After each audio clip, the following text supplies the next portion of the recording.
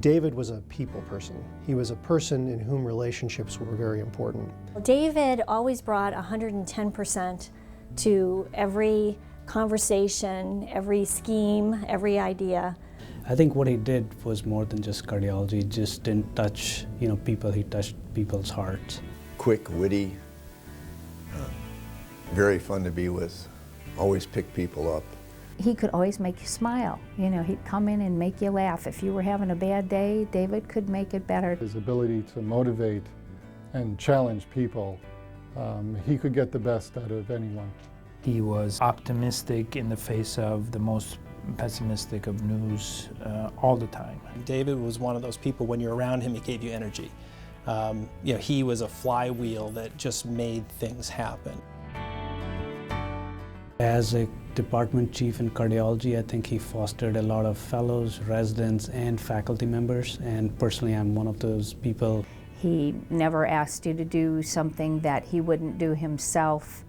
He always had time for you no matter what was going on. I was one of his first students, and I also became a close friend and a close colleague as well. The people that he mentored, the people that he worked with, he would always be very, very good about putting us in positions to succeed. He was a terrific mentor. He had a knack for asking good questions and pushing you in a way that it lets you move beyond your perceived limits. He was at ease giving an international symposium to the most esteemed cardiologists in the world, or giving a lay presentation in a church to 70-year-old women talking about how to be heart healthy. One of David's legacies is that he leaves behind over 100 people, biomedical engineers and cardiologists that he trained.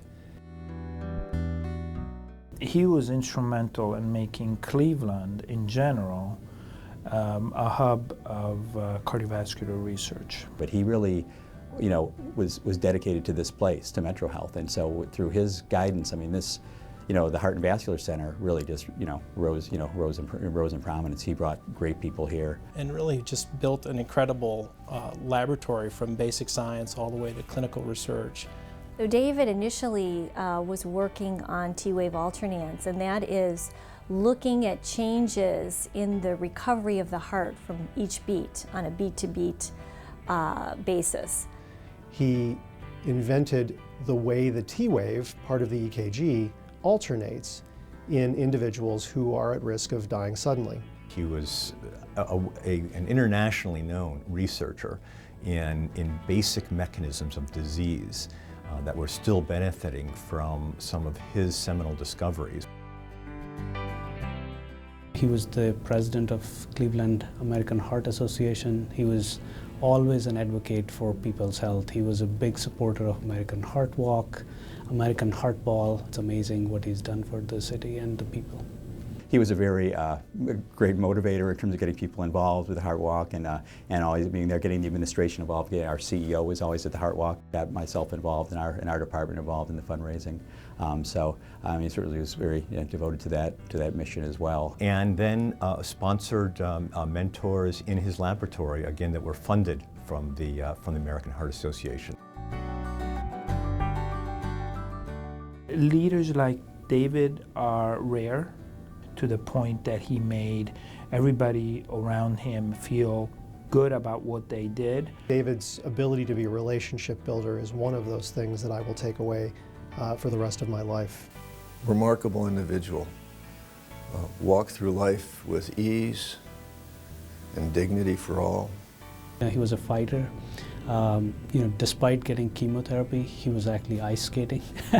And he believed in playing the game till the very end and do his very best to get that done. David was a great man, great family man to both his family and the Metro Health family.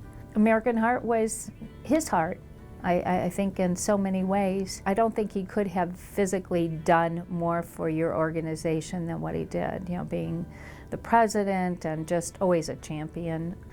And we all miss him.